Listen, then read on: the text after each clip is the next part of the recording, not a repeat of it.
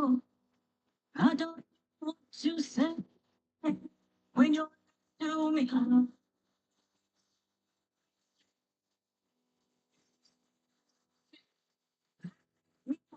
Say, let's stay up, maybe let's just chill.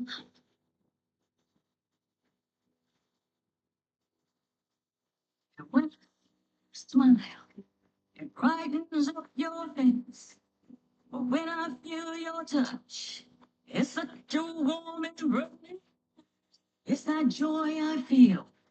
I don't want to go away. So I turn to you, and this is what I say. Let's stay a while, maybe let's just chill.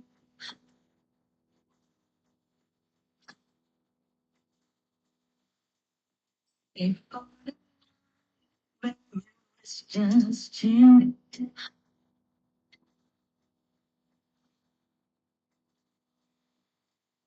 Stay full, baby, let's just chill.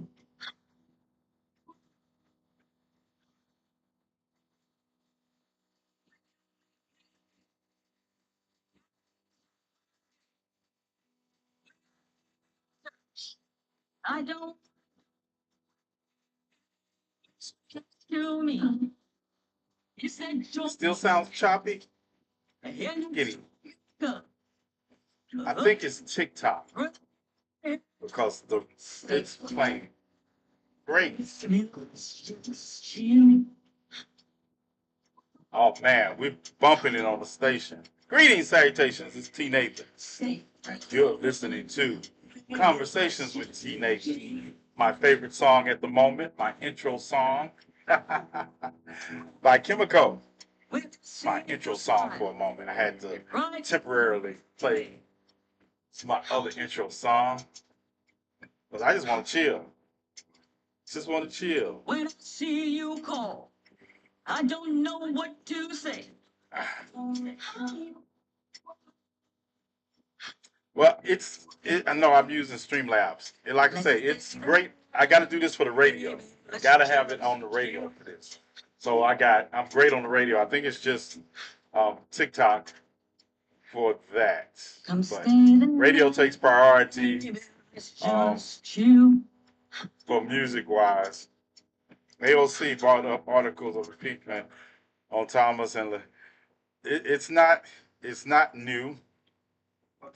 It's not new. She has brought them up before. Um, hold on. And gotta get Dr. Fingers on the beats. Shade to the L.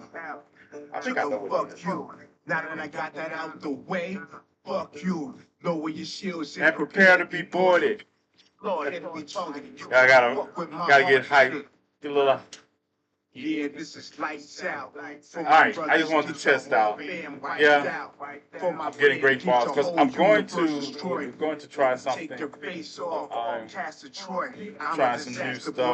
All right, that's enough. Welcome. I'm TNathan, and you're listening to Conversations with TNathan on the 12th day of August.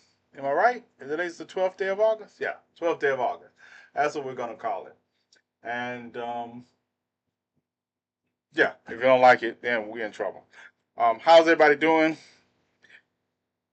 She is weird because I heard this song just fine, but when mine plays, it's choppy.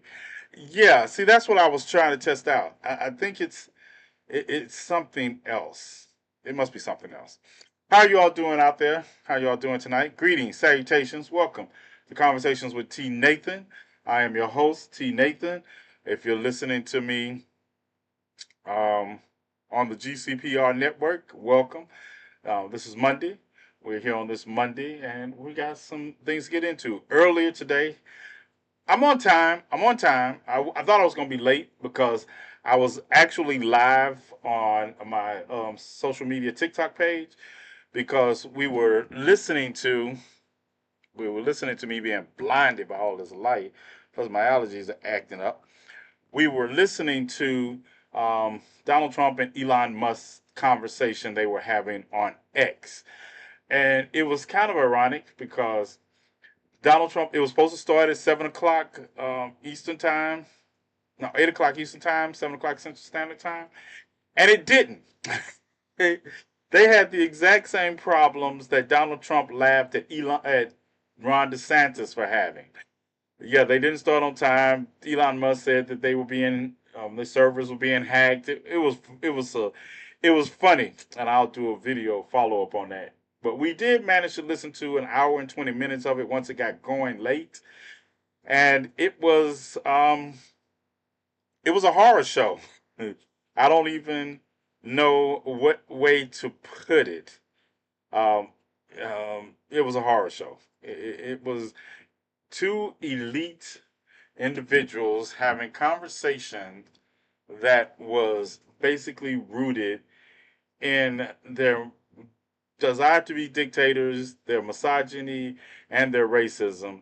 And I tell people, you talk about Project 2025, you should have listened to that live for an hour and 30 minutes. And you'd be Project what? Elon Musk and Donald Trump. And I think people forget that Elon Musk is from South Africa.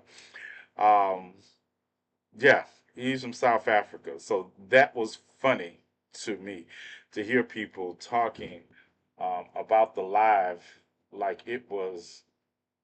They forget that, and that Elon Musk has ulterior motives for everything he does.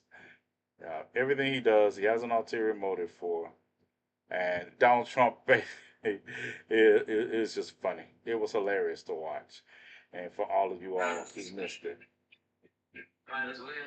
Oh, hold tight. Getting dun dun dun dun dun dun dun dun. Dun. All right. Let's do this one because I can't tell. All right. Okay. Just there. Checking some settings before we get into because we're gonna do two things tonight. We're going to listen to. All right, there we go. We're going to listen to Joe Biden's last interview that he had with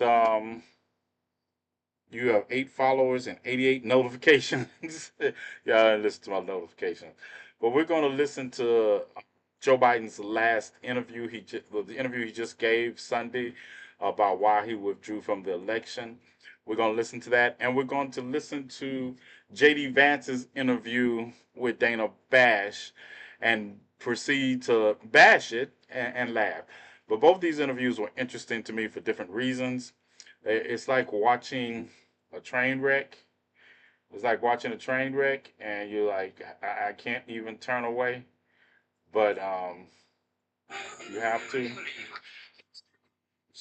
Yeah, what y'all hear in the background is me. What you hear in the background is me.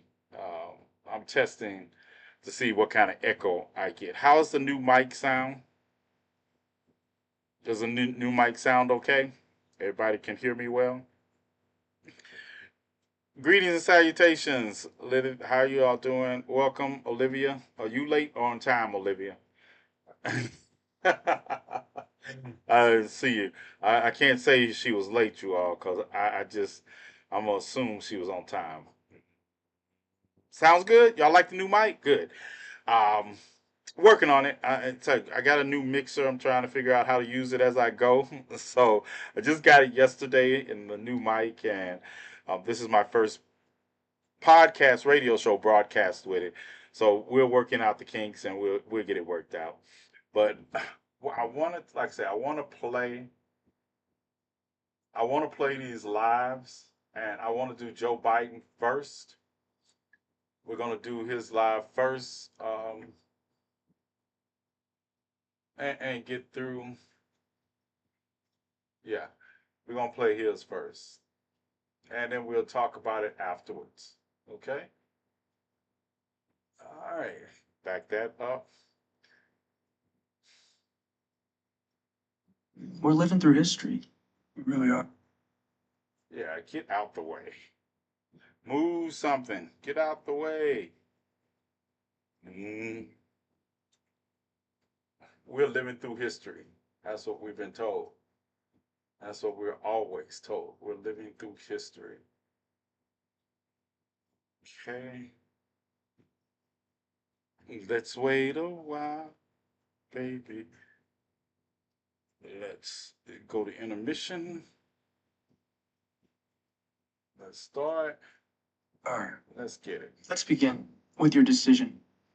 You're at your home, Rehoboth Beach, Delaware, late July with your family, and you make this historic decision. Tell me the story. Well, look, the polls we had showed that it was a neck and neck race, would have been down in the wire. But what happened was a number of my Democratic colleagues in the House and Senate thought that I was going to hurt them in the races. And I was concerned if he stayed in the race, that would be the topic. You'd be interviewing me about why did Nancy Pelosi say, why did so? And I thought it'd be a real distraction, number one. Number two, when I ran the first time, I thought of myself as being a transition president. I can't even say how old I am. It's hard for me to get out of my mouth. And, but things got moving so quickly, it didn't happen. And the combination was that I thought it was a critical issue for me, still is not a joke, maintaining this democracy. But I thought it was important because it's a great honor being president, I think I have an obligation to the country to do the most important thing to do, and that is we must defeat Trump. I saw those images of your family in the Oval Office sitting just over to your left as you addressed the nation. They came up to you after the speech. What did you say to them? It's what they said to me. They said, my grandchildren call me Pop, my children call me Dad. And they said they were proud, and it mattered. When I saw you with your family in the Oval, I wondered, is he thinking of Bo, too? I hate those questions. Yeah, we got commercials because I didn't download it.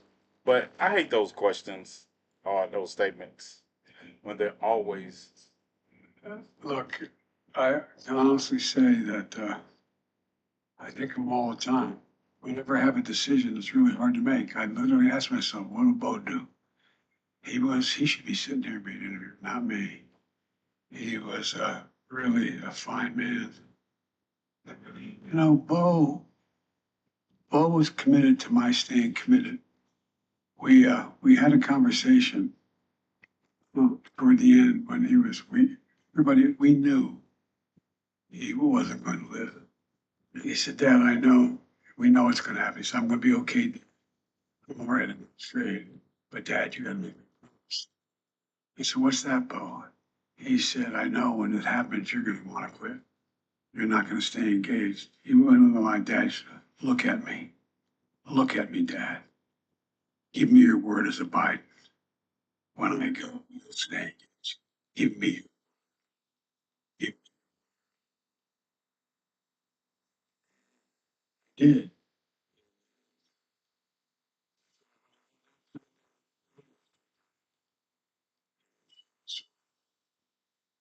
In 2017, white supremacist demonstrations in Charlottesville, Virginia turned deadly when, on August 12th, Heather Heyer, a civil rights activist, was murdered in what the Justice Department called a hate-inspired act of domestic terrorism. Biden has long traced his decision to run in 2020 to that moment.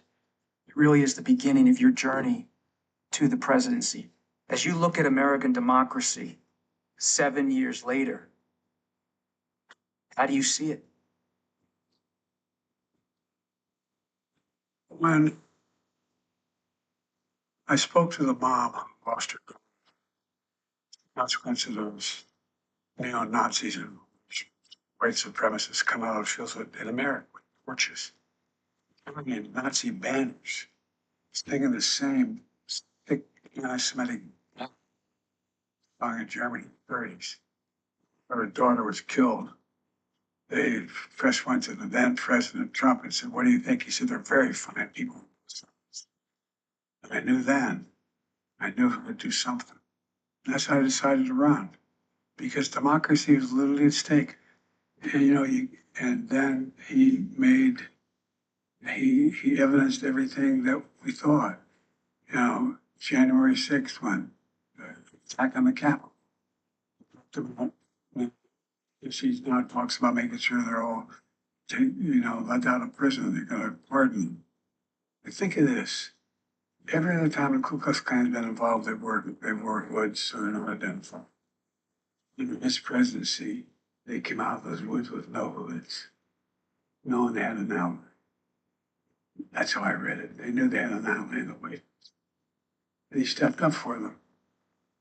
Are you confident that there will be a peaceful transfer of power in January 2025? If Trump wins, no, I'm not confident. If Trump loses, he means what he says. We don't take him seriously. He means it.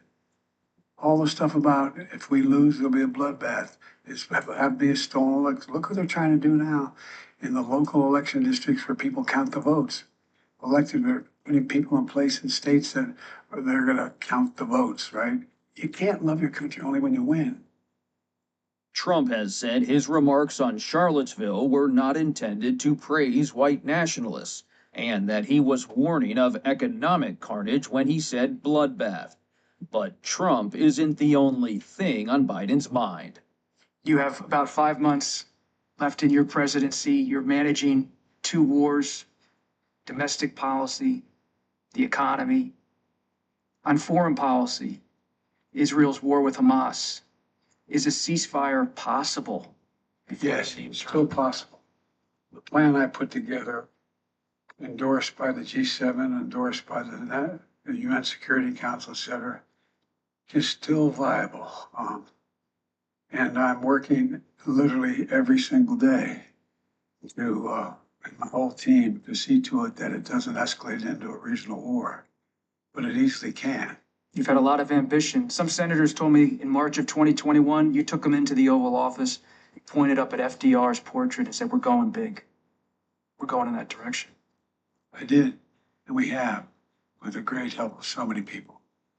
Look, democracy works, and it was very important to prove that it worked. Prove that it worked. I mean, look what we've been able to do. We created 16 million jobs. I mean, real new jobs. We've got around the brink of having the private sector invest over $1 trillion. $1 trillion in the American economy. One of the things I fought for as a senator for a long time was to change the dynamic of how we grow the economy, not from the top down, but from the bottom up. The idea of trickle-down economics doesn't work in my view. You're proud of this record. Will we see you out on the campaign trail for Vice Yes. President Harris? Yes, you will.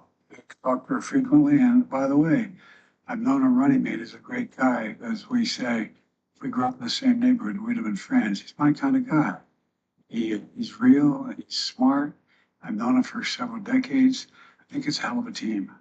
To those who have expressed skepticism about how much you'll be on the trail or about the rest of your term, raise questions about your health, what do you say to them? All I can say is watch, that's all. Look, I had a really, really bad day in that debate because I was sick. But I have no serious problem. I was talking to Governor Shapiro, who's a friend. We've got to win Pennsylvania, my original home state. He and I are putting together a campaign tour in Pennsylvania. I'm going to be campaigning in other states as well. I'm going to do whatever Kamala thinks I can do to help most. We had this conversation in the president's private residence, here in the White House Treaty Room, where historic peace agreements have been signed. Watching over us, Ulysses S. Grant, the general turned president who labored to restore the Union after the Civil War. When you think about the presidency, we're here in a special room in the residence, so much history in this room. How do you want history to remember President Biden? That he proved democracy can work. Got us out of a pandemic, It produced the single greatest economic recovery in American history. We're the most powerful economy in the world. We have more to do. And it demonstrated that we can pull the nation together. Look, I've always believed, and I still do, the American people are good and decent, honorable people.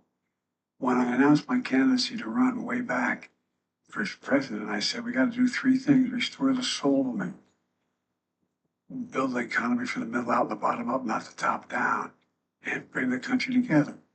No one thought we could get done, and including some of my own people, what we got done. But one of the problems is I knew all the things we did were going to take a little time to work their way through. So now people are realizing, oh, that highway, oh, that the big mistake we made, we didn't put up signs saying Joe did it. Folks, the people of this nation have spoken. 4 years ago, what Joe did was defeat Donald Trump. Now, with Trump attempting to return to the White House, Biden is sounding the alarm in a way sitting presidents rarely, if ever, do. Stakes are that high to you. I give you my word. Mark my words. If he wins this nomination, this election, watch what happens. It's a danger. He's a genuine danger to Americans. Look, we're at an inflection point in world history. We really are. The decisions we make in the last 3-4 years, the next 3 or 4 years, are going to determine what the next 6 decades look like. And democracy is the key. And that's why I went down and made that speech at Johnson Center about the Supreme Court. Supreme Court is so out of whack, so out of whack. And so I propose that we limit terms to 18 years. So anyway, there's little regard by the MAGA Republicans for the political institutions. That's what holds us good. That's what democracy is about. That's who we are as a nation. Mr. President, thank you. Thank you. I appreciate it. It's an Honor to be in this room. And it's the thing, right? I was quiet because there was no fact checking required. Do you understand that? There was no fact checking required. All right. I'll come back to that. And that was what did y'all think? Very to the point. You can tell he still didn't like what he had to do, but he acknowledged it. And he had talked about ambition before, and he had to he understood that maybe he had engaged a little more ambition than forethought. And so, yeah. But it was interesting. I played that because Trump, in his conversation with Elon Musk today, said that Joe Biden hadn't been in front of the cameras since he since he withdrew from the reelection campaign, right? And I was like, that was just so much as usual that Trump says that's rooted in this fiction. Well, all right, Penelope, this fiction that he calls reality. And it's so easily disprovable, right? And that's why. Now, we're going to listen to J.D. Vance. Yeah, it was a good interview, a humanistic interview. Now we're going to listen to J.D. Vance. And his interview with Dana Bash.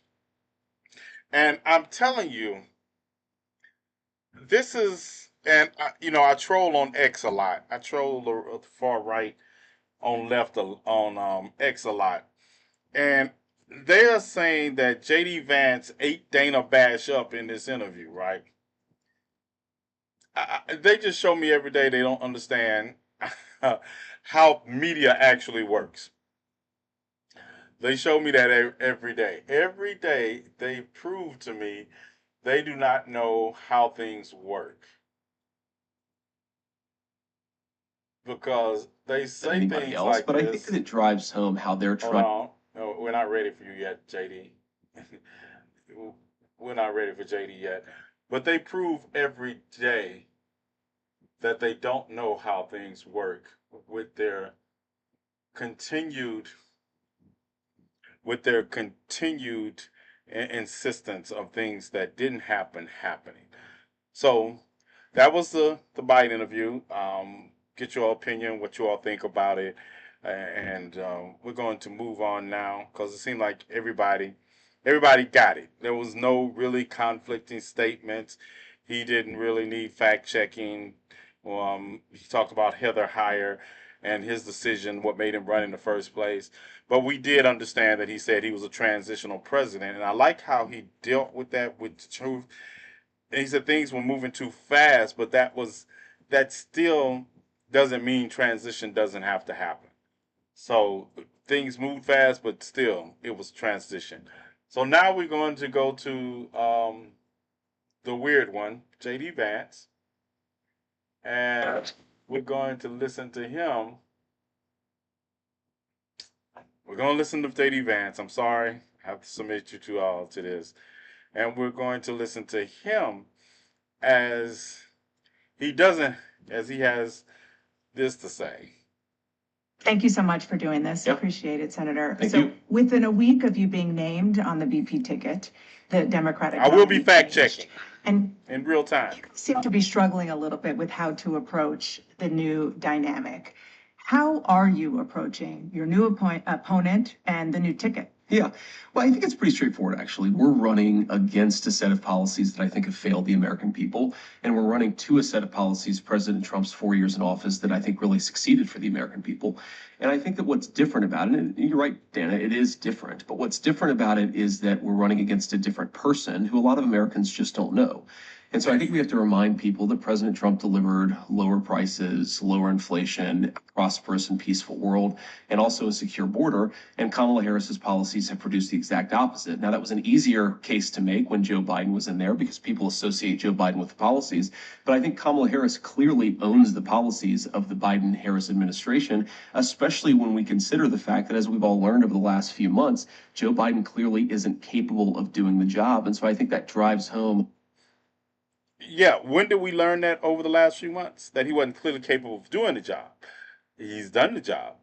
Let's not forget that, whether you like it or not, he organized several countries to release prisoners and make sure he got Mark Whelan home and Gotez and another, and two Americans, and one person that was released into American custody out of Russian prisons. Um, they just overlook that. The idea that one moment you want to say Kamala Harris hasn't done anything, and the next moment you want to say she's responsible for the policies of the presidency. This is so easy. This is so easy. We can do this in our sleep. Let's go. That Kamala Harris really has been the one calling the shots. I mean, how could Pick a struggle. I don't want you all to take if y'all took a shot for every fact checking I'm going to do, you're going to be dead drunk before this interview is over with.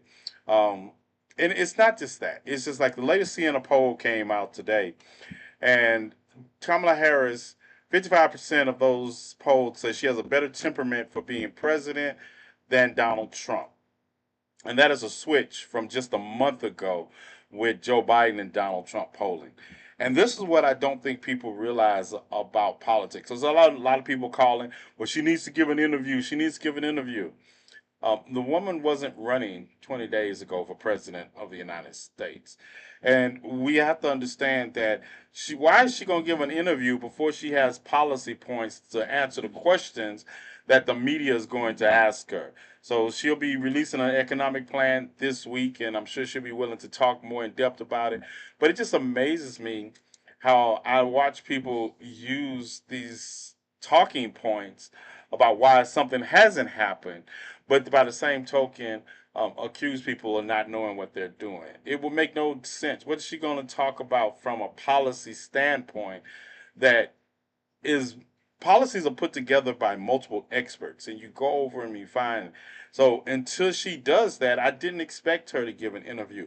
And I also think we need to learn the difference between a reporter wanting to talk to you and you having something to say that involves reporters' questions. Plus, the American people are listening to what she's saying at rallies. They like the direction, and that's what we are focused on.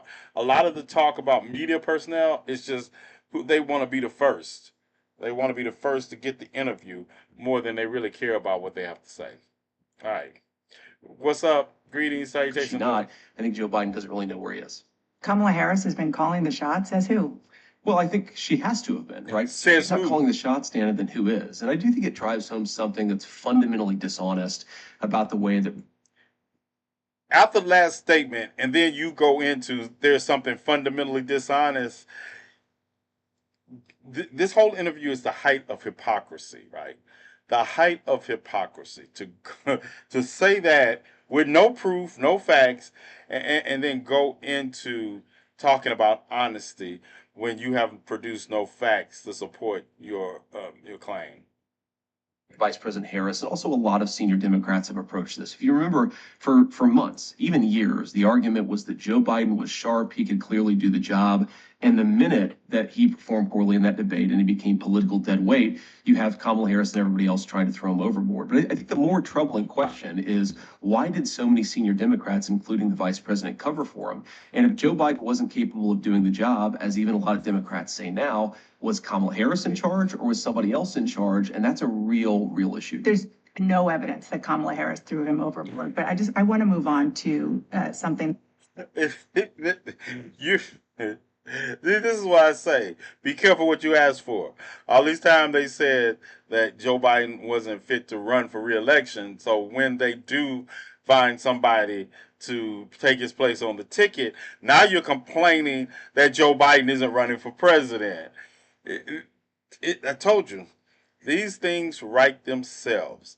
I go live every night, weekday nights from 10 Central Standard Time, 11 Eastern Standard Time, for 1 hour at least on the GCPR network and across all my social medias.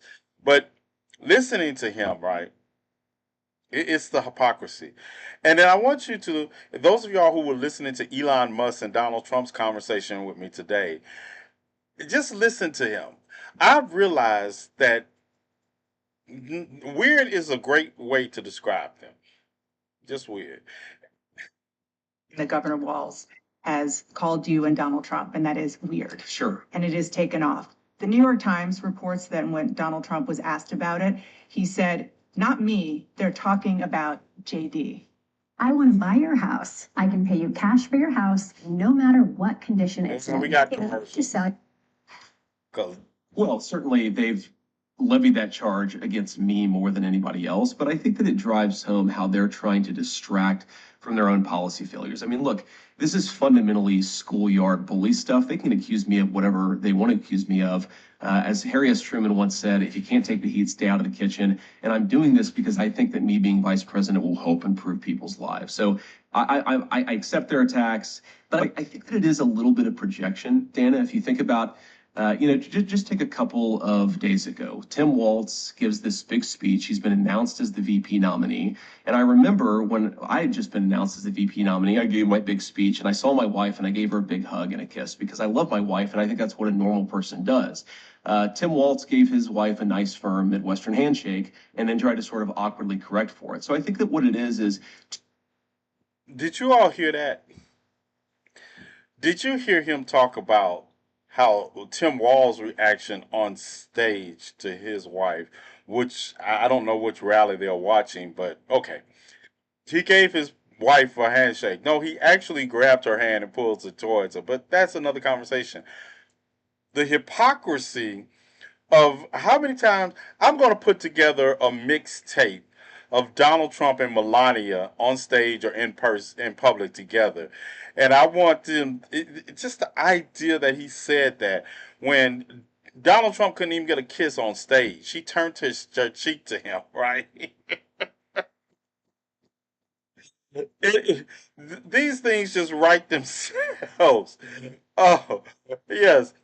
Yeah, Harley, I think I'll do that. I will put together a mixtape. I'm gonna use that statement from um, JD Vance, and then I'm gonna put together a mixtape. Y'all remember when she was in France?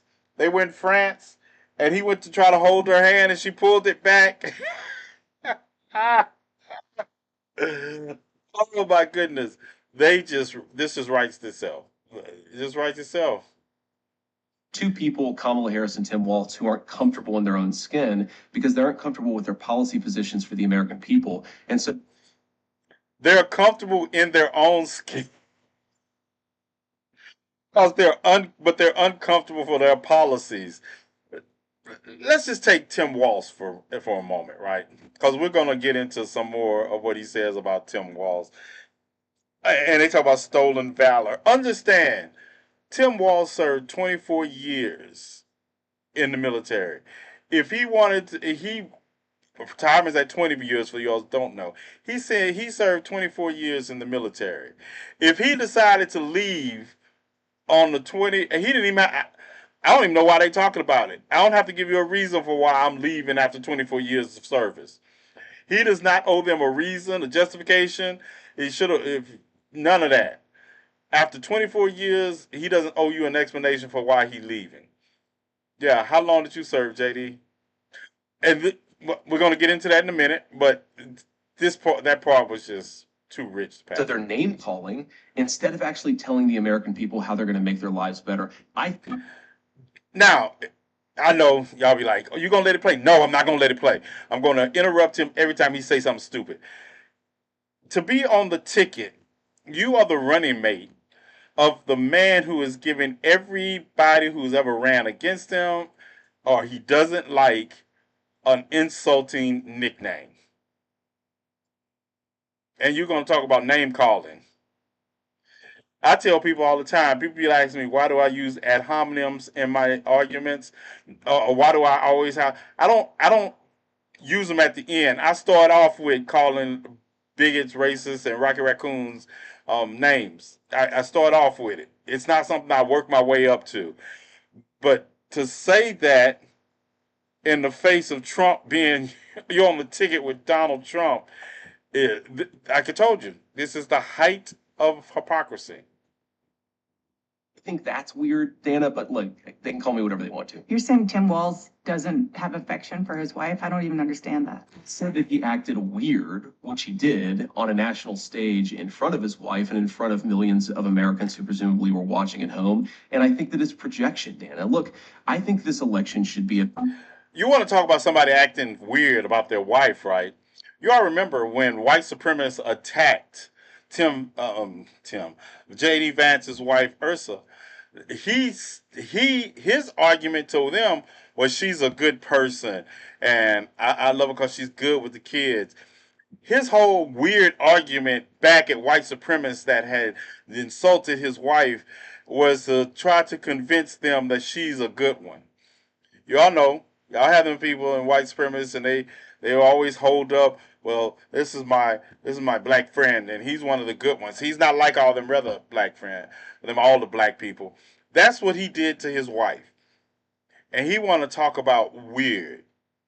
He wants to call somebody else's interaction. What was Tim Walz supposed to do? Make out on stage with his wife at the rally? Somebody?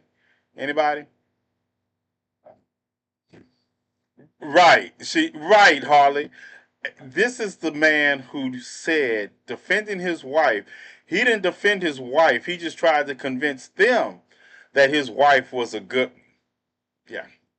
About who's going to solve the inflation crisis, who's going to make groceries and housing more affordable, who's going to secure that southern border. Kamala Harris's record is that she supported all the policies that made that problem worse, Dana. We're trying to say we're going to take the country in a different direction.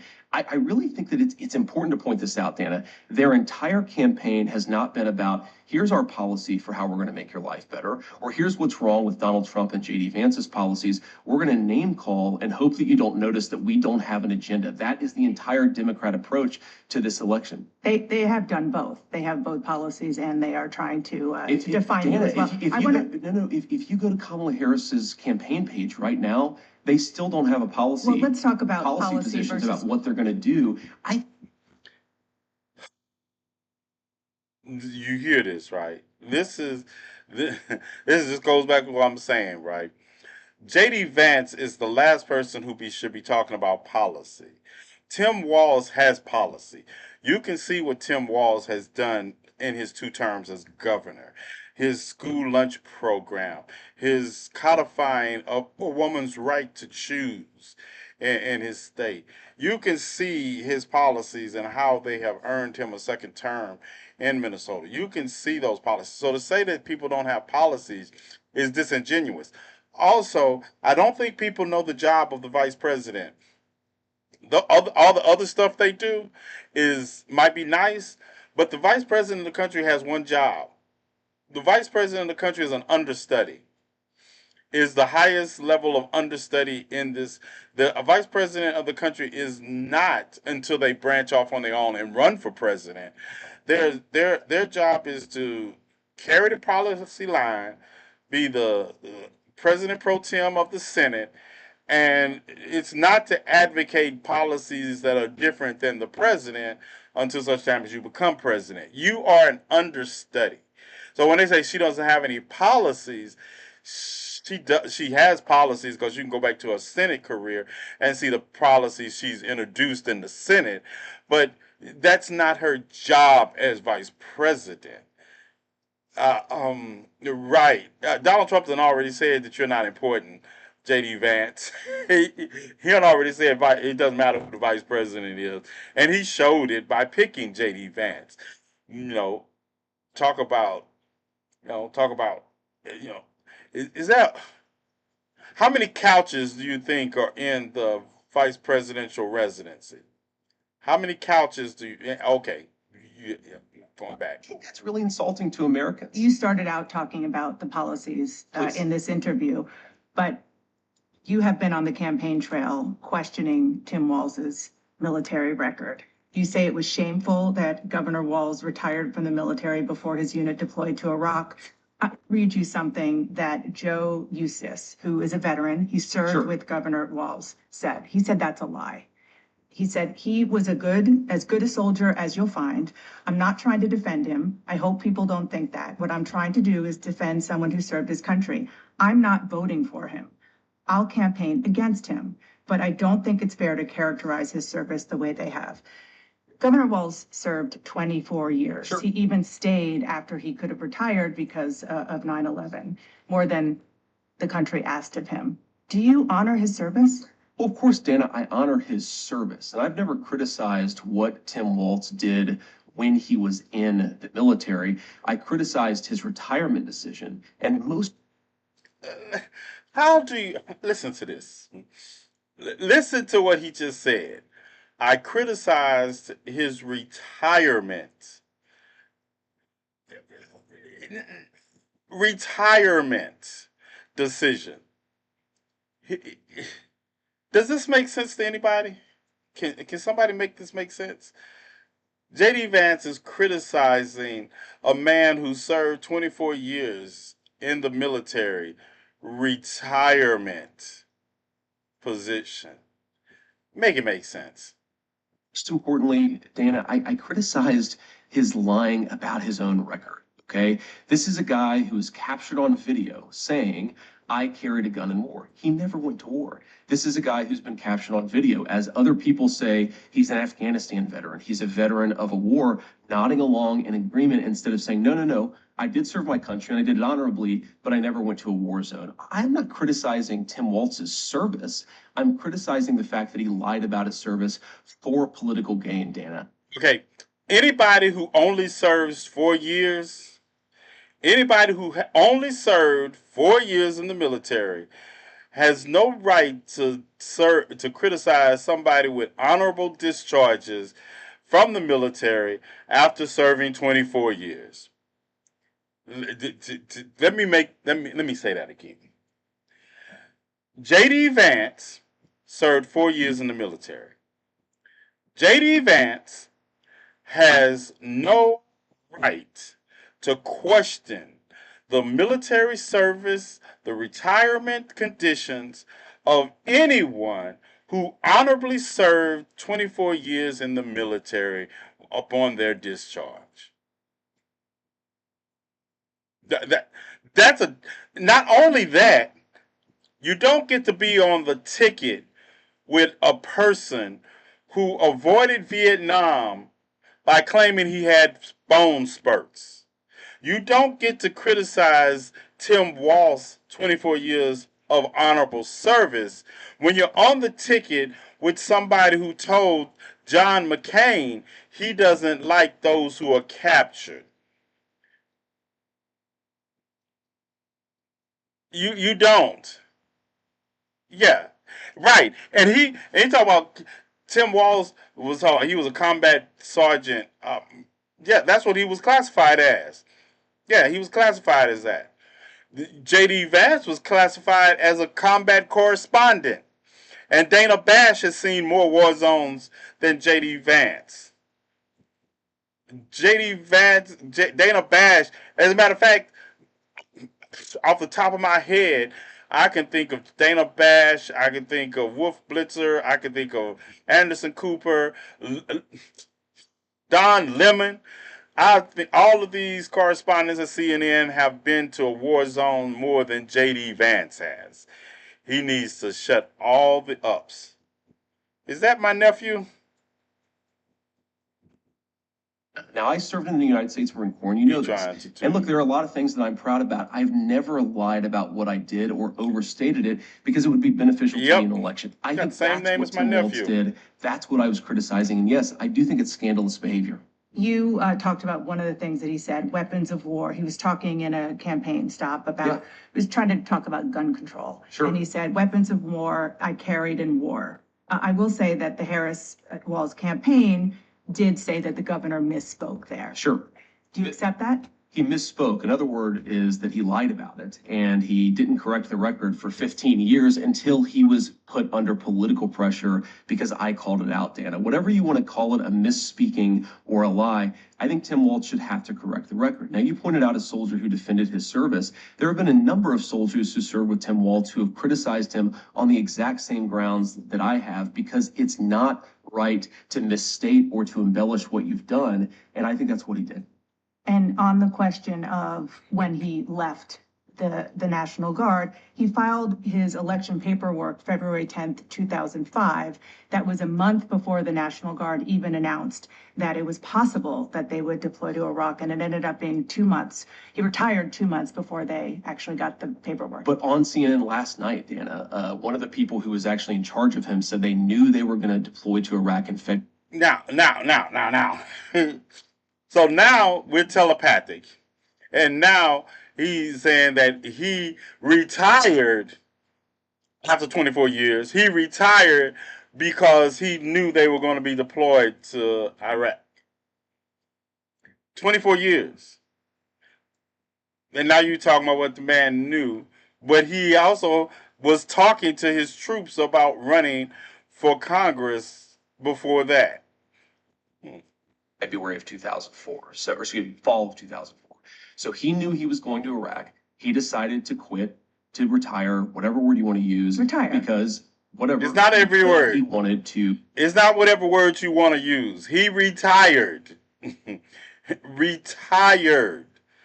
How many tours in combat did he do before he retired? He retired. He could have retired in 20 years, in 2020. But he stayed in. Stop it. I mean, 2000, my bad, 2000. He has been retired from the military for 5 times longer than J.D. Vance served in the military. Yeah. To run for Congress. He lied about that. He said that when. No, it's retirement after 20 years. I know that. We all of us who served in the military know that. Well, I mean, what was that point? He retired after 24 years. He could have retired at 20. He stayed 24 years. Not just for as a journalist in the Marine Corps who reads letters in the Marine Corps. I need you to stop, Simply. When he decided to retire, he did not know that he was going to Iraq. That is another untruth, as even his senior military officer said. So again, I'm not criticizing the service. I'm criticizing the dishonesty. Dishonesty spoken in favor and for the purpose of political benefit. And I think that the most important thing here, Dana, is it goes to Kamala Harris's judgment. Okay. So we take this fictitious argument, this spacious argument you're making about a man who served 24 years of honorable service in the military, and now you're going to make this Kamala Harris's fault. I have two Marines in my life, my dad and my son. They only believe in crap. I know. Just tell them, do they eat what about the red ones? Is it the red ones too? Yeah. Tell them not to eat the red Walz ones. is ultimately going to be the vice president. Kamala Harris is in great health. I'm sure she's going to be president if she wins for 4 or maybe even 8 years. Why did Kamala Harris choose a person who has lied about their military service? I think that is a serious lapse in judgment. And I don't want to hear from a campaign spokesperson of Kamala Harris. I want to hear Kamala Harris herself address what I just said. You know, I want in other words, I want a black woman to explain to me why she chose somebody that I have no control over. So since I have no control over it, you need to explain to me personally. Bitch. Weak ass bitch. seen a lot of statements from veterans, including those you served with, saying it's just untoward to be criticizing somebody who served for 24 years.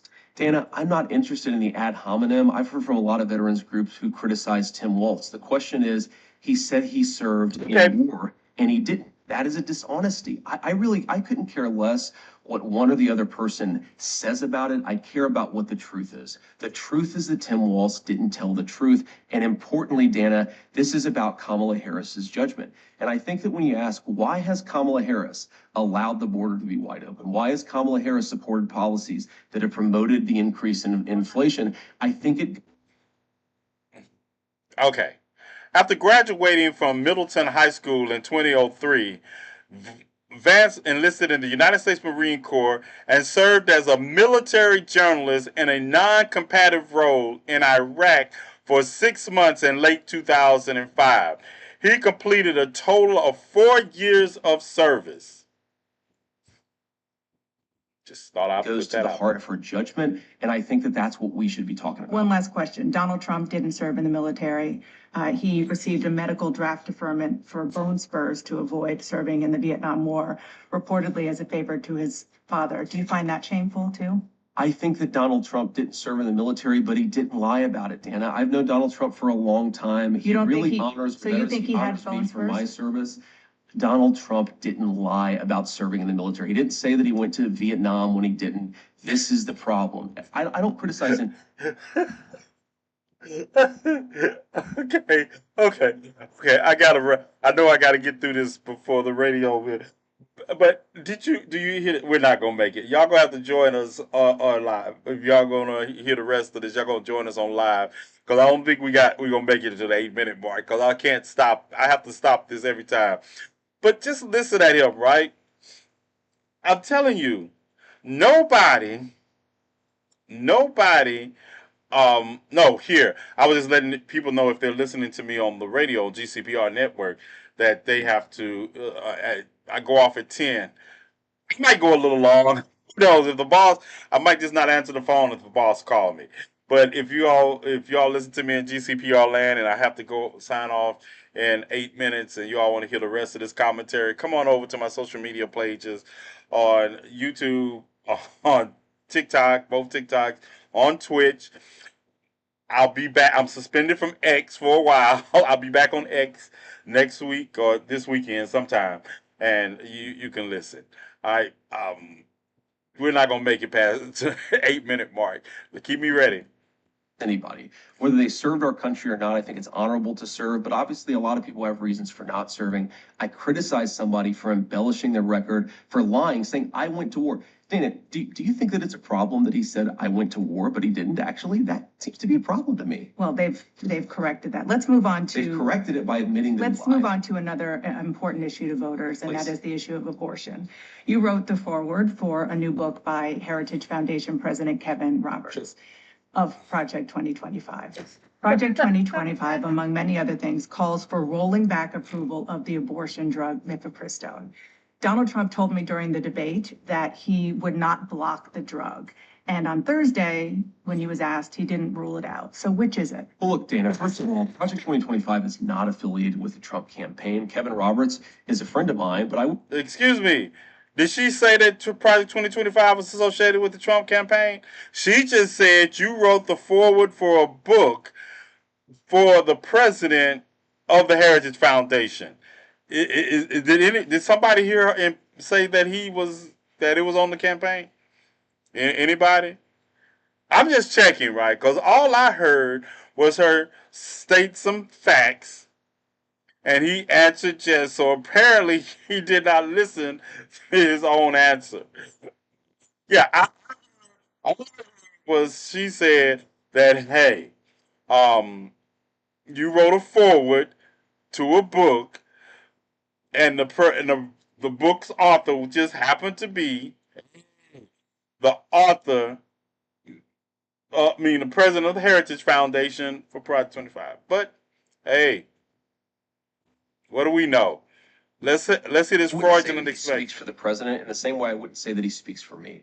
Now, what Donald Trump has said is that he respects the Supreme Court's opinion on the mifepristone But let me ruling. just stop you right there. The Please. Supreme Court, you're a lawyer, so you know this better than I. Sure. The Supreme Court, all they did was say that what came to them didn't have standing. So they let it stand. A real question, a substantive question, hasn't made it to the Supreme Court. So my question for you is whether or not. How you gonna be a lawyer and try to slide that in on one of the best investigative reporters at CNN? You see, that's what they do. They're so used to talking to the MAGA supporters who don't question or understand how things work. That's why everything is a conspiracy theory. See, MAGA supporters don't understand how things work, so everything is a conspiracy theory. But when you get down to it and you say the Supreme Court didn't do that, they just ruled that the case didn't have standing before them. So that means that the issue can be brought up again when it has standing. So don't act like the Supreme Court ruled on metapristone. No, they ruled on the case having standing before them. But he a lawyer. He knew that, right? In the words of King Lion, you knew that, right? A Trump-Vance administration would allow mifepristone to continue to be sent around the country. Well, President Trump won the nomination of the Republican Party. He said it to you, and he said it repeatedly, that his goal is not to block mifepristone, it's to let states make the decision on abortion policy. Now, of course, that does mean, Dana, we have to be honest about this, that California might have less restrictive rules than Ohio, which might have less restrictive rules than Alabama. I think what President Trump is really trying to do on the abortion question is really admirable, and I wish the press was a little bit more honest about it. He's saying we've had a 50-year culture war over abortion, where unfortunately this issue has just divided the country, and he wants to provide some ground for us to come together, for states to make these decisions, for voters to make these decisions, and for us all to respect one another. That's all he's On that proposing. issue, a few months ago, on the question, his position, Yeah. which you've adopted, is it is up to the states. I spoke to a woman named Kate Cox. She lives in Texas. Sure. She was 20 weeks pregnant. Her fetus was. Now, I want y'all to listen to this story, right? Listen to this story, because if y'all followed the Kate Cox case, you'll understand what happened to Kate Cox, which is something that should never happen to a woman in this country, period. This is in Texas. This should have never happened to a woman in this country, period. And it did. And Kate Cox, yeah, I'll talk about it more after this. Diagnosed with a disease called, it was a deadly genetic condition called trisomy 18. She said that carrying the pregnancy, she was told this by her doctors, to term, if the fetus even survived, would hurt her chances for having more children, which she and her husband desperately wanted. Why is not allowing her to end that pregnancy helpful or supportive of expanding families like you want it to be? Well, first of all, Dana, my heart breaks for this woman. I don't know her personally. I've certainly heard the story, and our heart breaks for her. And we want people to have healthy, happy families. And it's extremely unfortunate that sometimes, medicine, the act of God, whatever happens, just doesn't work out.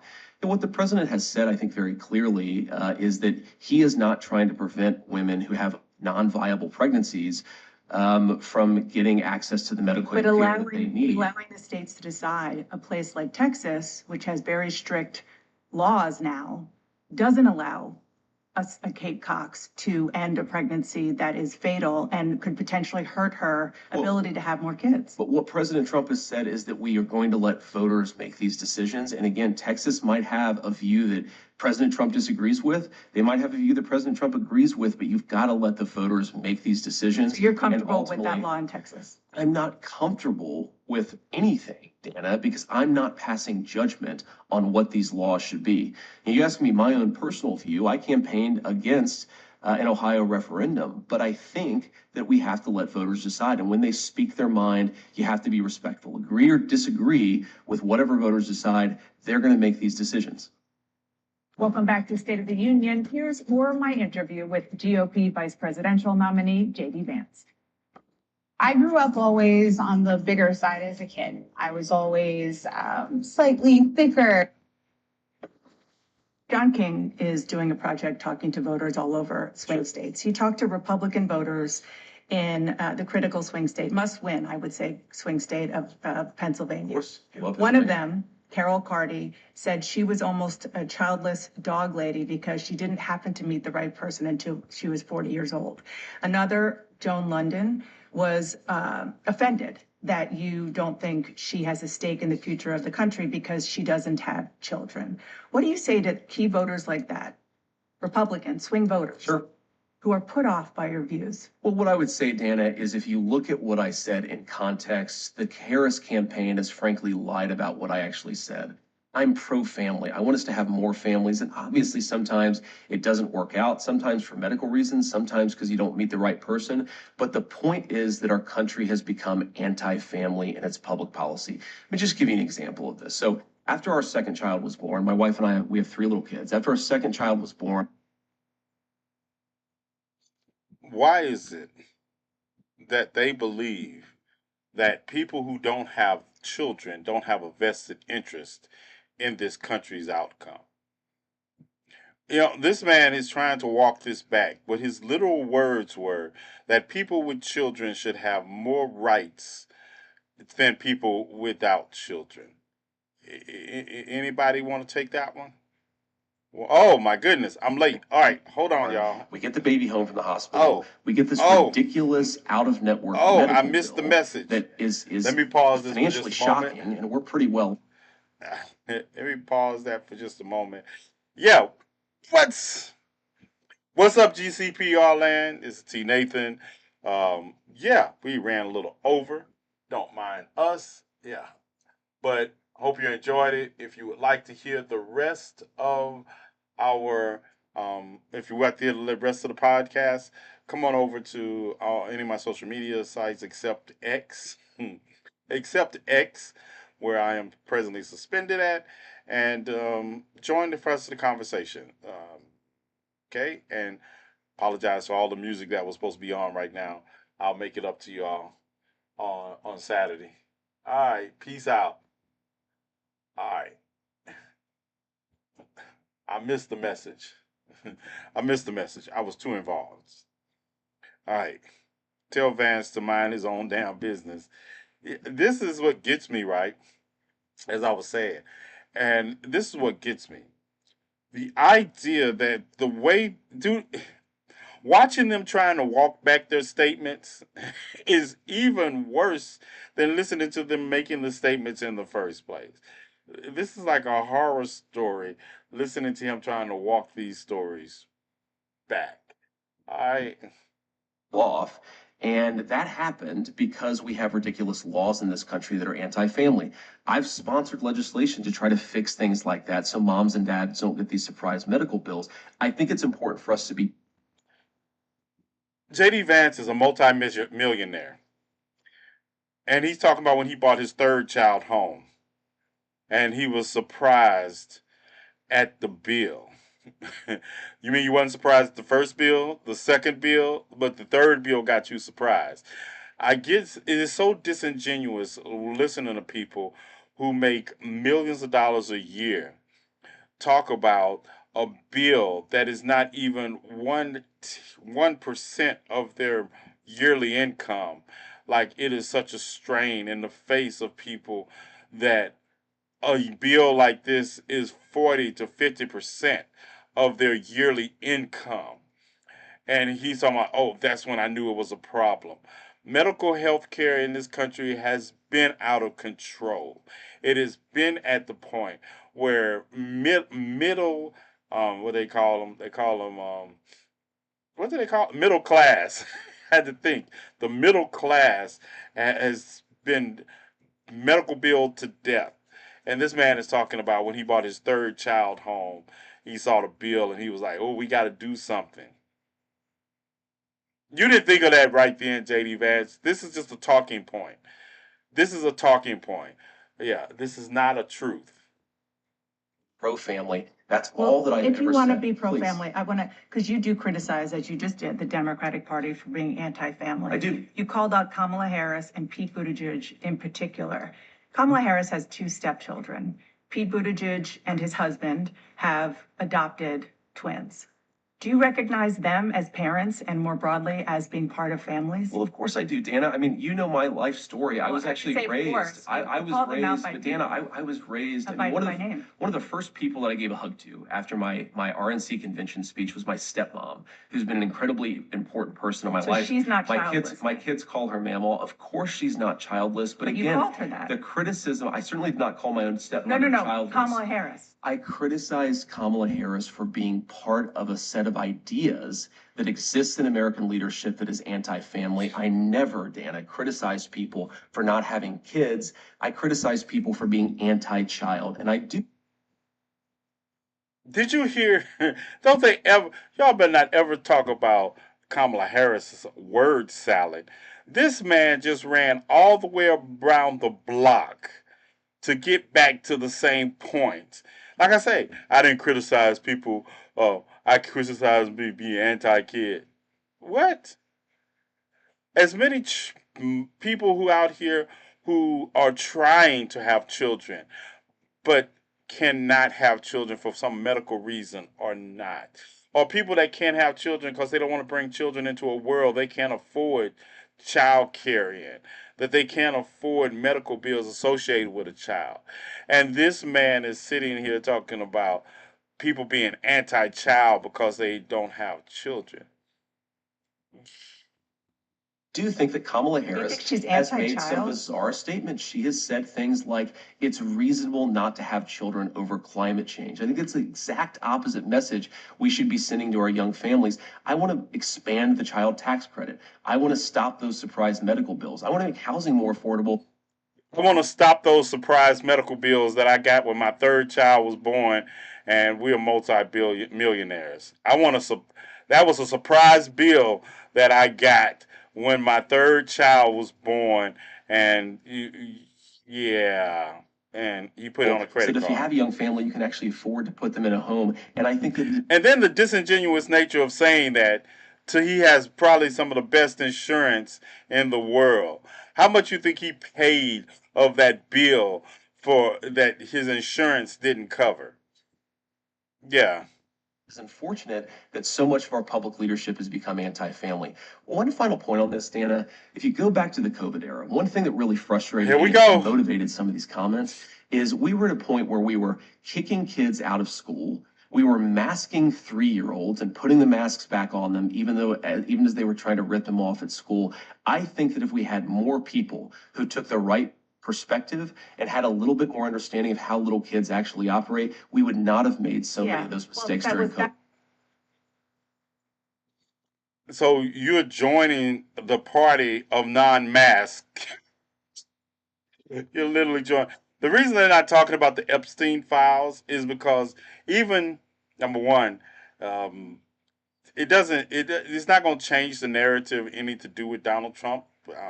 It's not, and not only that, there's a lot of conjecture, and until you get people on the record that have a legal claim, then it's just conjecture. I mean, I hate to say it, Epstein took pictures with everybody. It's just like Diddy.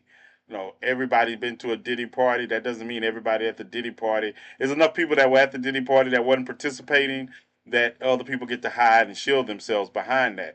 And to talk about them ad nauseum in this condition, in this situation, distracts. And they would love to talk about it because it would be a distraction from the fact of things like this, of them saying things like this in public, in the open, and they could defend themselves easily. They would rather be talking about the Epstein files.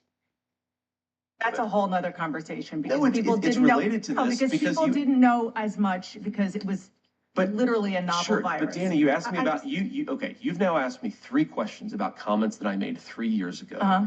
I wonder what Kamala Harris thinks about the fact that she supported policies that opened the American southern border. I wonder what Kamala Harris thinks about the fact that she lied to the But I'm American interviewing people you, not about Kamala Joe Harris. Biden's mental. And that is the moment when. Did y'all hear what Dana said? That is the moment I knew Dana Bash had black friends. Yeah, see, when you have black friends, you don't have to tell people you have black friends because you do stuff like that. When she said, I'm not interviewing Kamala Harris, I'm interviewing you, all she was missing was the rolling of the neck. I knew she had Don Lemon and her closer than y'all think because that was a black friend moment. the shade, the shade that she just threw was a giant sequoia tree. Say, I'm not. You talking about? I'm not interviewing Kamala Harris. I'm interviewing you right now. That was some shade. That was shade, and that had me screaming, right? Because I was listening. Like I say, I be trolling on X. I be trolling MAGA supporters on X, right? And they were talking about she ate him up. That's the clip I played. I put under all their posts that were talking about. I was like, yep, this is the clip. Mental facility for the office. You are interviewing me, Dana, because I respect the American people enough to sit down for an interview. I appreciate that. Kamala Harris has been the nominee for 3 weeks. She hasn't sat down for a real Believe interview. me, we are asking. You're not going to get a disagreement there. But the point is, Dana, you've got me for 15 minutes or however long you have me. We should be talking about public policies that matter. How are we going to... Excuse me. You all don't talk about public policies at your rallies. That's not what you all talk about at your rallies. You're talking about revenge and public policies you talk about are restricting women's rights. You talk. I'm gonna save the bet. We're gonna talk about the anti-blackness and questioning people's blackness last, but we'll get into that. going to lower inflation? How are we going to reduce the cost of food and housing? How are we going to close down that southern border? We've talked so little about that. We've talked a lot more about a sarcastic remark I made 3 years ago. I think we should talk about the... All of a sudden, look, I make sarcastic remarks all the time. Do you see me defending sarcastic remarks I made 3 years ago? Number one, I really don't defend anything I say. I stand on it. I stand on everything I say when I say it. And it doesn't really change. That's why you don't get retraction videos from me. But this man say, oh, a sarcastic remark. Now that he just claimed that something that they did 15 years ago, he wanted this. But now he's like, oh, I just made a sarcastic remark 3 years ago. Why is everybody holding my feet to the fire over it? The issues that most Americans care about. I only asked you one question about that. I asked you about policies, and I was asking about the military record that you brought up. Nobody else did of Tim Walz. One last question. This is on policy. Please. The Federal Reserve. Yeah. Donald Trump said this week that he feels strongly that the president should have at least a say when it comes to the Federal Reserve and how to handle interest rates. Do you agree that a president should direct the Federal Reserve on how to handle interest rates? Well, not direct. That's not what he said. He said the president should have a say. Unmute simply. Unmute simply. Unmute simply. Why did y'all mute simply? That wasn't, yeah. Big Red, I've read all of them. I don't have to read anything.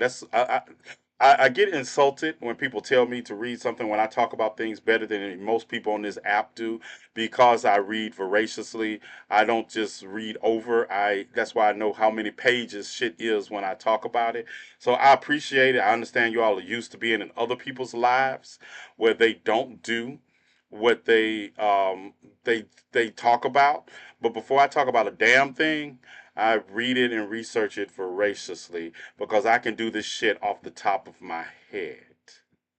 All right? So I appreciate it, but I'm not one of those people that require. I know I moved my books from behind me to another view, but this library over here is just not even a tenth of the books I have at my disposal. So I read voraciously, and I read files, and I read the Epstein file, and before other people even knew it was even out. Just like I've read all of the lawsuits associated with it. But like I said, it's not the issue at the moment because of the fact it's um, easily Hey, to do. but one, I absolutely agree with what he said. Right. And children did suffer. But see, the thing is, not saying that children didn't suffer, but the thing is, it's too easy of an argument for them to get out of. Because if you really read the Epstein file, you will, even I was like, damn, it's hard to believe that this went on. So, by that virtue of it's hard to believe that this went on, their argument is that it is such an extreme that you still can't wrap your mind. We can wrap our minds around it, but we're not the problem. You're asking people to wrap their minds around it that can't wrap their mind around their cognitive dissonance. You're asking people to wrap their minds around it that don't even acknowledge that Donald Trump sadly assaulted E. Jean Carroll in a dressing room at a department store against her will. And that's not moving the needle because those of us who do know, we already know. We already accept the fact. But this is you can't it's too late in the game to try to move the needle for me to have a whole conversation with people about the Epstein files to say this is why you should vote. When I still got to get to the fact that I got to talk to them about inflation, I got to talk to them about gasoline prices, I got to talk to them about why their grandmother has to make decisions about their health care and eating, the direct impact of things. We got to talk about all of those. I can't just be jumping to the Epstein files as a reason for you not to vote or for you to vote for another candidate when you're hungry, when you're not thinking about the Epstein files. Those are that's something that we have to deal with in a longer term situation. We got 88 days. Now the president Two, doesn't have a say. Well, the president has a say in the sense that the president appoints the Federal Right. Reserve governors, but he's saying, to be clear, President Trump is saying, I think, something that's really important and actually profound, which is that the political leadership of this country should have more say over the monetary policy of this country. I agree with him. That should fundamentally be a political decision. Agree or disagree, we should have America. No, it shouldn't. And let me explain why. It shouldn't be a political decision because we have politicians accepting bribes and gold bars. We have parties so desperate, and this is both parties, so desperate to control seating that they are allowing people that are. How long did it take us to get rid of Santos? How long does it take? Look at, we should not be the political decision. We're saying this in the face of everything that Clarence Thomas is doing, Akito is doing. These people are literally accepting bribes. So you want our financial policy to be in the hands of people that are showing us they have a propensity to accept bribes. Does that mean everybody in the Senate? Oh yeah, somebody asked me earlier. J.D. Vance is a senator. He's a junior senator from Ohio. I don't know if I answered that question. I'm sorry if I made you wait too long, but he's a junior senator from Ohio. So what he's about to say is why it's not in the hands of politicians. Elected leaders having input about the most important decisions confronting our country. That would The be a question to huge. go, And this is another thing. He just showed us that he doesn't even understand. Him and Trump just showed us that they don't understand what the driving force of inflation is. So if I was going to put it into somebody's hand, it would be somebody who actually has a degree in economics. And only one of the people running for president has a degree in economics and political science and a law degree. And it's not either one of those two. Change, just so people understand it that. would be a huge change, but whether the country goes to war, what our interest rates are, these are important questions that American democracy should have important answers for. And I think all President Trump is saying is that, look, it's kind of weird that you have so many bureaucrats making so many important decisions. If the American people don't like our interest rate policy, they should elect somebody different to change that policy. And therein lies the rub. You want to see, and this is why I don't like democracy. People who know me know that I'm not a fan of democracy be, because democracy is susceptible to this kind of influence. Democracy can be a popularity contest, and I learned that doing exit polls, doing elections, because you don't we don't necessarily elect the most qualified, because if you want to be technical, there are plenty of people that have run for the office that were qualified to hold the office, but they wasn't popular enough to win the vote of people. Donald Trump is a failed businessman. A failed businessman. Why are we putting a failed? Why are we acting like a failed businessman is all of a sudden good to understand and navigate the complexities of a country's economy? See, people think of the country's economy like they do their family budget, and it doesn't work that way. The currency of exchange is not the same. So how would you think that somebody, just because you might understand how a dollar circulates, that doesn't mean you understand treasury circulation of currency. See, people don't know the difference between currency and money. They don't. They don't. They think of a dollar bill, and they'll think about all of the ways this dollar bill can transfer in our community. But they don't think about the way the power of the dollar compares to the power of other currencies worldwide, and how that can upset. People think that our money is based on the gold standard, and don't know we got off the gold standard in 1970s. Our dollar is based on the production might of our country. World economies are based on the production might of those particular countries. Because if dollars or if wealth and currency was based upon mineral resources alone, Africa would be the richest continent on the planet. That's why we don't have a mineral based resource economy anymore, because all of our hard metals and all of our that's why the Congo is in the shape it in today, because people are warring over lithium and carnel. And that's why Mexico is telling the United States, we don't need you to come here help us fight drug dealers, because you have discovered one of the largest lithium deposits in North America, and lithium in the Americas, period. And lithium is used in microization, and that's what we did. Cell phone companies want all this. This is profitable. So if those were the standards of of currency, those countries would far outstrip the United States.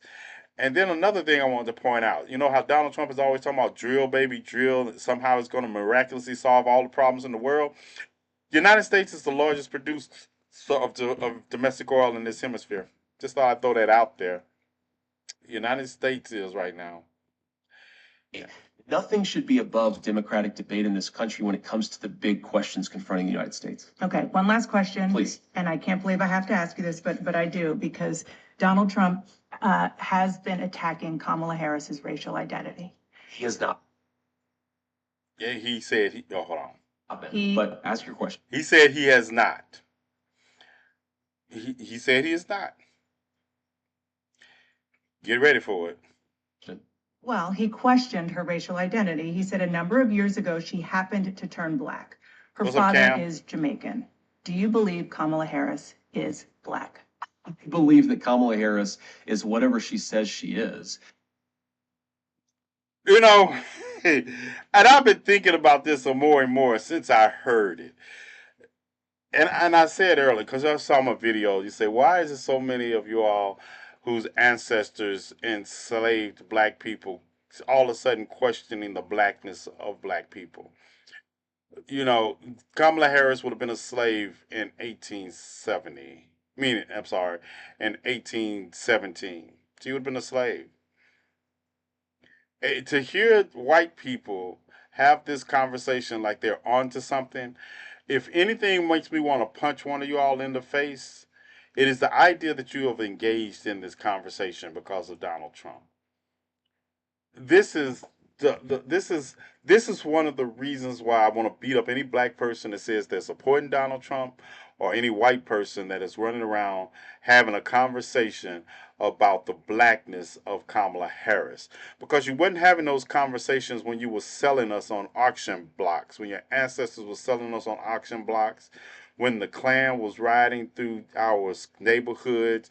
You know, nobody has to question, nobody questioned what kind of black that Fernando Castile was when he was shot by a police officer in front of his daughter and fiance for the traffic stop.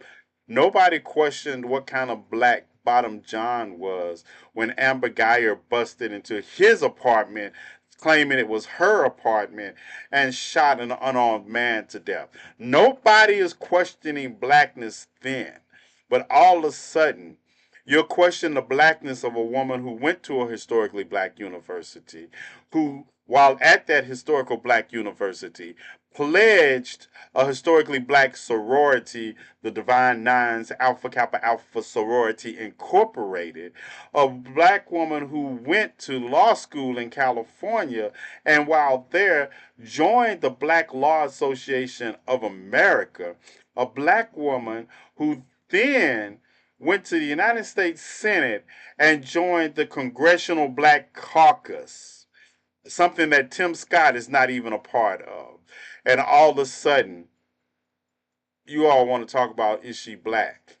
Or you are, and next person to ask me, you only, or say to me, you only voting to Kamala Harris because she black. Your ancestors dragged us across the Atlantic only because we were black.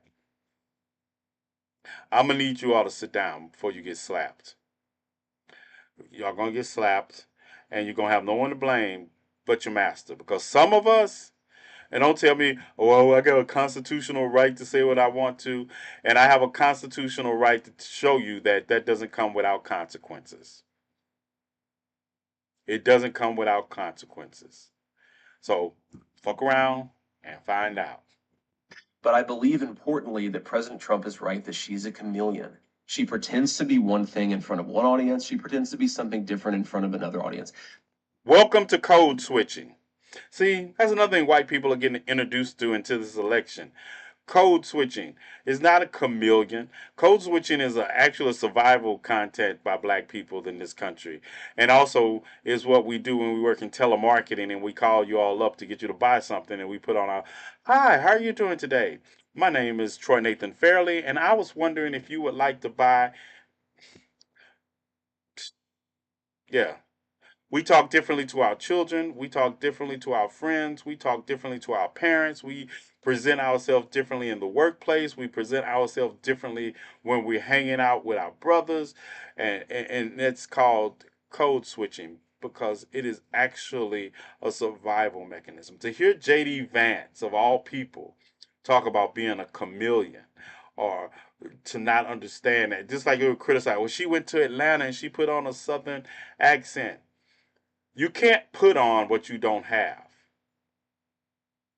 You can't put on, these are not facets of our chameleon personality. This is who we are. This is who we are. Because it has been about life and death in some situations. What you say, Pirate, in academia, speaking as you do, cordially. Yeah. Yeah. Right. Mr. Never Trumper is talking about somebody being a chameleon. Mr. I dressed in drag is talking about somebody being a chameleon. See, it's a difference to speak. I tell people all the time, I speak to people to reach them where they are. Plain and simple. I can give the same speech in front of a class of academics that I will give in the hood, but it's just a different delivery of the same message. Look, Dana, she's not running a political campaign. She's running a movie. She only speaks to voters behind a teleprompter. Everything is scripted. She doesn't have her policy positions out there. She hasn't answered why she wanted to ban fracking, but now she doesn't. She wanted to fund police, but now she doesn't. She wanted to open the border, but now she doesn't. She should have to answer for why she presents a different set of policies to one audience and a different set of policies to another audience. And I think that's what President Trump is getting at. This is a fundamentally fake person. And how does, if that's how you would get what you were getting at, what does that have to do with the color of her skin or her lineage or her heritage? If that, see, that's what I mean. This is why I tell you I listen to these people, because what they say is so much worse than people who just listen to somebody else talk about what they say. What they say is so much worse because it's the hypocrisy and the lies that are mixed together in this broth of a witch's brew that Hocus Pocus could have never came up with for me. It's the broth that they come up with to try to defend some of the most indefensible points that just show you racism. She's different depending on who she's in front of. With respect. She's different depending on who she's in front of you. Can y'all get the likes up? Get the likes up. We're not even at 10,000. And I know I'm working overtime here. Thing, which is Donald Trump. Of course I did. And so why are you not a chameleon? Because, Dana, I've explained to the American people what's different.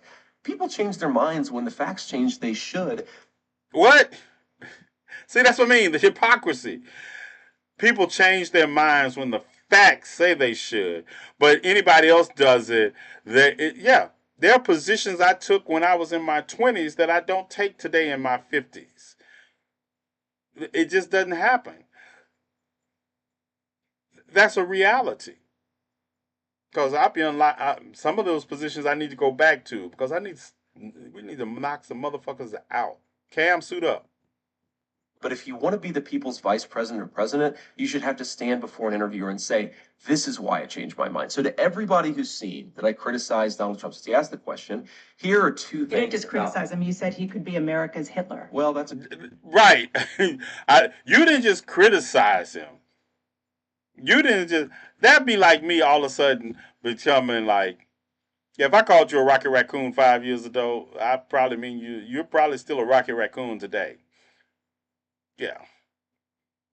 Because I even told you all, most of the time when I cross that line, I don't ever intend to cross back. You can have a change of heart, but it comes with atonement for me. I know some people accept people back into the community. I'll be looking at you sideways because I'm going to tell you, I'm a big believer. I'm going to tell you something. Because the queens in the community keep me in line. And usually I will show grace only to the extent that the queen will ask me to show grace or they'll say something. But y'all been messing up lately, and I'm gonna tell y'all why also. But when you all not around, I'm killing the Rocky Raccoon. I'm just gonna go on and tell you. I'm not gonna kill him in front of you all. I'll act cordial because you're around. But the minute you all leave me alone with the Rocky Raccoon, I'm setting an appointment. Let the universe figure it out. I'm going to say, let the universe figure it out. You gone simply? You gone? Are you about to leave simply? So, yeah, just letting you know that I only show grace because you all are present. When you all not around, I'm Dexter. It's a criticism, and I didn't say that exactly, but set that to the side. What I said about Donald Trump and what I believed about Donald Trump, two things that really changed. First of all, I didn't think Donald Trump would be a good president. He was a great president. Wages were rising. The world was more peaceful. Remember, when Donald Trump was running for president the first time, they said he would start World War III. He brought more peace to the world than any president. What world did you all live in 2016? What world did y'all live in 2016? See, this is what the Americans fail to realize, right? Because they centered themselves so much in that the Congo was still going on, Darfur was still going on, there was still wars going on. And most of them we were involved in covertly. Donald Trump literally murdered some general in an Iraq that was from Iran. You bombed another country. And that's why I tell people when people be like talking about Israel bombed Beirut and then they bombed Tehran and they were bombing them to get people from other countries killed. And I say they learn from the best. They learn from the United States. They learn from the United States. And that's who they are. But to hear this play out like I tell you, I'm gonna have to do a whole video series on Trump nostalgia. The nostalgia you all feel. You act like y'all want to go back to a worldwide pandemic. You act like, well, people wages went up for essential workers because they were the only people at work. Everybody else was at home. I've been saying the same thing for years. They're at home. Y'all have Trump nostalgia. Y'all do. Y'all talk about prices and where were you going? Gasoline prices were low. Yes, they were low because people weren't driving around just haphazardly. Of course they were low. It's called supply and demand. Did y'all skip economics? So if you all want those conditions again where I lost 10 friends and a big papa to COVID. So don't talk to me about going back to the COVID era. Stop it. Of my lifetime. The second thing, Dana, is I believed, and I'm ashamed of it, I believed a lot of the media lies about Donald Trump in 2016. I believe that he said things like, for example, the media said Donald Trump accused all Mexicans of being rapists and criminals. You actually look at what he said, he did not say that at all. And I think it's important. Y'all hear that? When Donald Trump came down those stairs, he said they're sending us. What? He said they're sending us. And that's what he said. Not even to mention that Mexico isn't the largest purveyor of immigrations in this country. Mexico has a great economy and yeah, but anyway, he said that. When you see something, you change your mind, and that's all I've done. And my pitch to the American people would be, I imagine a lot of folks who are thinking about voting for Donald Trump in 2024, maybe they've bought in to the media lies about him. Think for yourself, look at what he actually said, and I think you'll find that he's, one, a very engaging guy, but two, was a very good president. There aren't media lies. We play him and we let him speak for himself, and so people are getting exactly. I'm not accusing you of lying, No, I know, Dana. I You know know. I like you, but No, the I know media you're not. lies from time to I time know you're about not, but Donald Trump. people hear him for himself. Last question. Please. Are you going to debate Tim Walz? Of course. I want to debate Tim Walz. I think it's important, and I think that it goes to a very fundamental difference between the Trump-Vance ticket and our opposition. We believe in talking to the media. We believe in answering questions. We believe in debating. I think it's really important. I mean, look, I'm asking the American people to make me their vice president. It's really important to stand before the American people to make that case, and I'm going to keep on doing it in whatever forum I get the opportunity. So We look thank forward to it. Thank you so much Thanks, for. Dan. Yeah, anyway. So hold on. We're going back because I got one more thing I want to share with you all. But you heard the interview. You heard the interview, and I like I say, they talk a good game. Oh, it's a good game. It's a good game of one-upmanship, right? Of well, we're going to do this. We're going to do this, and no, you're Than not. anybody else, but I Because think in that it drives reality, home how they're. in reality, this is what you have done. This is what you have done. So the next thing we're going to listen to, like say, we did that in real time. I did that in real time so we could have time because I want to get to something else he mentioned. Kate Cox made headlines. I want to play this interview with Kate Cox because it got me thinking, and I want you all to see it because a lot of people don't know who Kate Cox is or what happened to her or they know part of it. But I want you to hear Kate Cox talk about this in her own words. This is Kate Cox, and the stream is not ending. This is Kate Cox in her own words, right, on Good Morning America. Last year amid her legal fight to get an abortion. The Texas mom says she was forced to travel out of state when she was denied an emergency abortion by the state Supreme Court. And tonight, Cox will be among the crowd at the State of the Union address as a guest of President Biden. In an exclusive interview, ABC senior congressional correspondent Rachel Scott sat down with Cox and her doctor ahead of tonight's speech. She was the woman at the center of that unprecedented case, suing Texas for an emergency termination. Now, Kate Cox and her doctor, Damla Carson, sitting down for their first joint interview, speaking with ABC News. What have the last few months been like for you? It's been a tough journey, and yeah, I look forward to hopefully another pregnancy in the future. The care of patients should be evidence-based. It should be based on the standards of care. Instead, they're being dictated by the legislator. Kate and her husband, Justin, always dreamed of having a big family. I was so overjoyed when we found out we were pregnant with baby number 3. Of course, my husband starts thinking, oh, we're going to need a new car and planning out all the logistics, and like another baby. So it was a really joyful time. But then she found out something was terribly wrong. Her fetus was diagnosed with a fatal condition called trisomy 18 and had little chance of survival. You're told that your baby has virtually no chance of survival. It's really heartbreaking. It's the hardest news I've ever received. And it's hard to walk around pregnant with a belly, especially usually with my other 2 kids. And people ask you, what do you do? What are you having? Do you have a name? Are you going to have a baby shower? It's really hard when you know you. How do you explain? There's not going to be a baby, that she'll never survive. Kate's uterus was at risk of rupturing.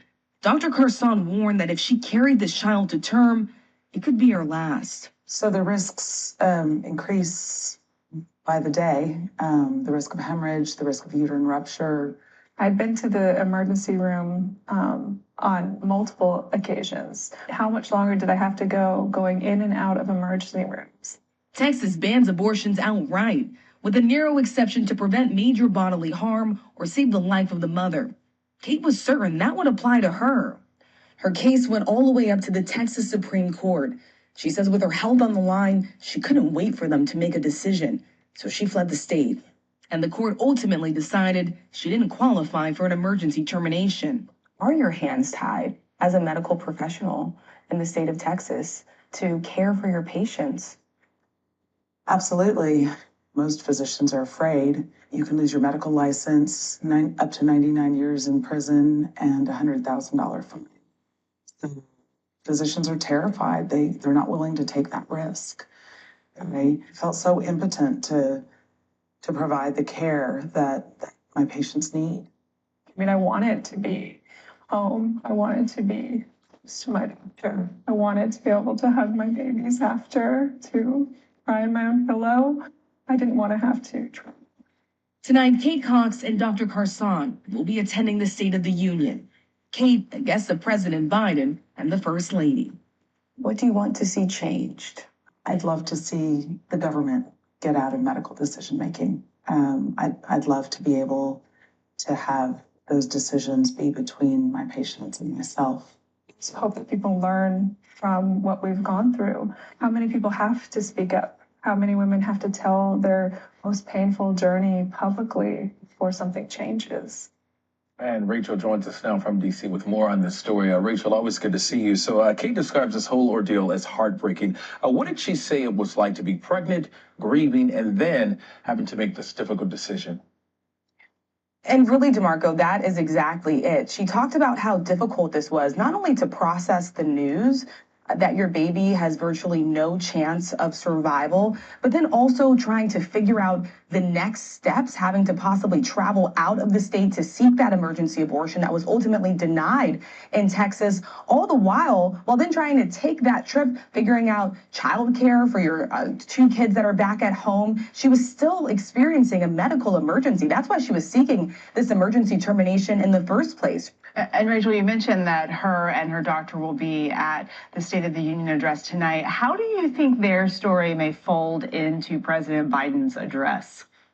We know the president has this issue front of mind. In fact, he reached out, he called Kate Cox to extend his condolences for her situation. He called her courageous. He said that she was brave for speaking out and sharing her journey with the rest of the nation, because He knows what we know. So many other women are going through this, and many of them are not speaking up on national television. So tonight, we do expect the president to put this front and center at the State of the Union to say that abortion rights, reproductive rights, choice, this is an issue that is now confronting this nation. And we do expect that he will highlight Kate Cox as she's sitting in the First Lady's box.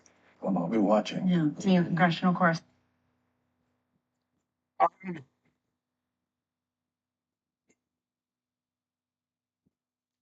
I don't know.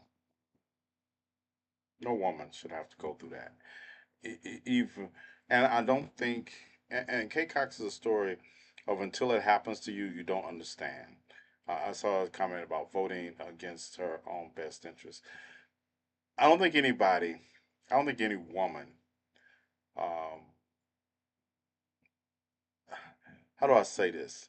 It's not because it's not anyone. I don't think she voted against her best interest. I just think she didn't understand her best interest over her lifetime of voting. And I see a lot of people don't. I see people do that today. I've seen mothers crying over the death of their children that voted for the sheriff that implemented the policies that led to her son's death. Um, and I don't, they didn't go into it thinking that. But a lot of people, and I find this because I've been at this for decades. So I see things differently because I have decades of experience to draw on. A lot of people are making decisions right now that I know are going to haunt them. That doesn't mean I want those things to happen to them, except Rocket Raccoons. Racist bigots and Rocket Raccoons, I don't care. I'm going to tell you. Don't call me. I'm not protesting when some Rocket Raccoon dies doing what Rocket Raccoons do. Don't call me when some bigot dies doing what bigots or racists do. I'm not showing up. Call me what you want to, but I'm at war. This is war. And I don't know grace and I don't have compassion for people who are actively trying to seek um, our death, our oppression. I don't have any grace for them. Okay, let's go on and get that out the way. If they, my enemies, I had to make this statement after um, Thomas Matthew Crooks had one job and failed at it, and people were like, "We got to turn down the rhetoric. We got the political violence and all this." I mean, bitch, where were you at 20 years ago? Where were you at 30 years ago? Political violence has always been the name of the violence in our community. Cultural violence. All of a sudden, somebody gets hit their ear hit with some glass, and all of a sudden we start the fire. Nope, we didn't start the fire. Thomas Matthew Crooks was a registered Republican. Go talk amongst yourselves. That's Republican on Republican crime. I don't feel, and people thought I was cruel. I said I didn't feel anything for the fireman who was unalived at the event. You're supporting somebody who wants to see the disenfranchisement of our history, who wants to endanger the trans community. I don't feel anything for you. For me, if you cared about your family so much, you shouldn't have took them to a Trump rally. Maybe start there. Maybe stop siding with people that are literally in favor of all the things they claim they're not in favor of that other people are. Literally, you're so insecure. Look, I'm waiting. I really want to see how they deal with JD Vance's drag picture. I really want to see the hypocrisy associated with that. Like, yeah, let's see that one, right? So, all right, we're approaching. It's been a long day. I did an hour and some change earlier, and then we just did an hour and 47 minutes tonight. And unlike some people, I don't have 12 hours a day to spend on live, and I know most of you all don't either, but because we have other things to do. But I will see you all tomorrow night at 10 o'clock Central Standard Time, 11 o'clock Eastern, where we will be talking about more issues of the day from an unapologetically black perspective. The leftist protests Cop City, who was murdered by police was political right.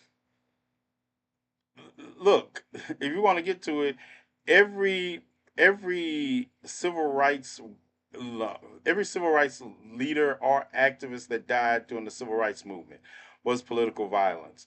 When water hoses were turned on black children at protests, that was political violence. Um, Tamir Rice, political violence. Yeah, all this is political violence. Your client's well, she's asleep. She's asleep. When Matthew Shepard was killed, that was political violence. That was political violence. When we watch, when we fight back, we're fighting back against political violence. So spare me your ear wound. And all of a sudden, we got to turn the temperature down. Political violence has been a means to an end for racists and bigots in this country ever since this country was incepted. So spare me. All right, y'all. If you like what we do and you can afford to help us, there's the Cash App. Join the channel. Hey, I have to split it with TikTok, but hey, if you want to do it that way, please join. We get a consistent stream of income that allows us to do what we do. Because I'm going to do what I do regardless if you help me or not, but it would make it easier. But remember, I want to see what this country and what you all tell me you all want on November the 5th. I want to see what kind of country you all want because I'm telling you, Malcolm gave a speech in 1963 talking about the ballot or the bullet. And I'm telling you, the ballot phase is about to come to an end one way or the other. So you all have to decide, do we go on to a more productive phase that still involves change, or do we go to the other phase that's still going to involve change? But yeah, so y'all get to decide. Get to decide. I guess I should bring up, where is it at? Yeah, there it is. I guess I should bring these boxes up. 1 hour and 50 minutes, almost 2 hours. So we did hour, two, we did 3 hours and 50 minutes today. Um, Keep you informed. Anything happens that jumps off tomorrow, I'll come and let you know as soon as I get in the house. Until then, peace. Y'all take it easy. Don't take no wooden nickels.